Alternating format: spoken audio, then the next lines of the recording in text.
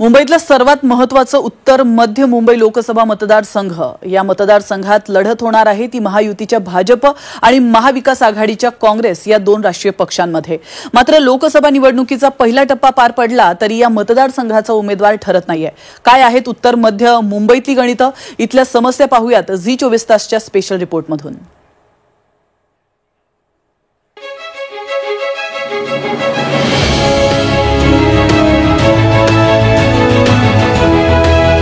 उत्तर मध्य मुंबई, एकीकडे उंच उंच इमारती तर दुसरीकडे झोपडपट्टी आणि चाळीतील वस्ती। मिठी नदीचा परिसर, बांद्रा कुर्ला कॉम्प्लेक्स म्हणजे बीकेसी सारखा आंतरराष्ट्रीय व्यापारी केंद्र, मुंबई आंतरराष्ट्रीय विमानतळाचा परिसर, वांद्रे आणि लोकमान्य टिळक टर्मिनस सारखी महत्त्वाची रेल्वे स्टेशन्स, छोट्या मोठ्या उद्योगांनी गजबजलेला कुर्ला, कलिना, चांदिवली, वांद्रे विभाग, पर्यायानं मोठ्या प्रमाणात कामगार वर्ग असलेला, बाळासाहेब ठाकरेंचं मातोश्री निवासस्थान याच मतदारसंघातलं, तर शाहरुख खान, सलमान खान, सचिन तेंडुलकर सारख्या अनेक सेलिब्रिटी याच मतदारसंघातले। तरीही या मतदारसंघातल्या समस्या असंख्य आहेत।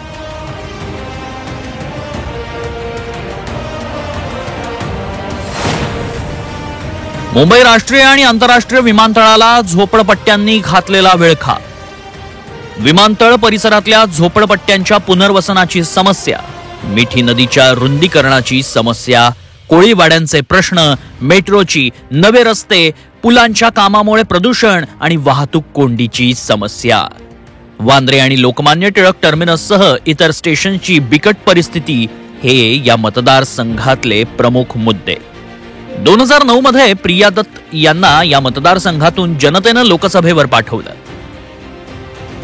मात्र 2014 आणि 2019 मध्ये भाजपच्या पूनम महाजनांनी प्रिया दत्त यांचा सलग 2 वेळा पराभव केला। 2014 मध्ये पूनम महाजन यांनी प्रिया दत्त यांचा 1,86,771 इतक्या मतांनी पराभव केला, तर 2019 मध्ये पूनम महाजनांनी प्रिया दत्त यांच्यावर विजय मिळवला तरीही त्यांचं मताधिक्य 50,000 घटलं होतं। पूनम महाजन 1,30,000 मतांनी निवडून आल्या। गेल्या विधानसभा निवडणुकीत भाजपचे 2, शिवसेनेचे 3 आणि काँग्रेसचा 1 उमेदवार निवडून आला होता। भाजपच्या अंतर्गत सर्वेक्षणात पूनम महाजनांच्या पराभवाची शक्यता असल्यानं भाजपच्या उमेदवाराचा शोध सुरू आहे। आशिष शेलारांचं नाव आघाडीवर असलं तरी ते लढण्यास इच्छुक नाही, तर दुसरीकडे काँग्रेसकडून भाई जगताप, माजी मंत्री नसीम सिद्दीकींचं नाव चर्चेत आहे। उत्तर मध्यमधून ज्या बांद्र्यामध्ये मी राहतो 25 वर्ष, त्यामधून मी स्वतः उमेदवारी मागितलेली आहे। मला उमेदवारी मिळाली तरी मला त्या गोष्टीचा आनंद राहील, ज्याला कोणाला उमेदवारी मिळेल त्या उमेदवाराला प्रचंड बहुमताने निवडून आणण्याचं काम पूर्ण इंडिया आम्ही करणार आहोत। भारतात कदाचित असा एखादाच मतदारसंघ असा असेल ज्याचं प्रतिनिधित्व बहुतेक सर्वच प्रकारच्या पक्षांनी केलंय।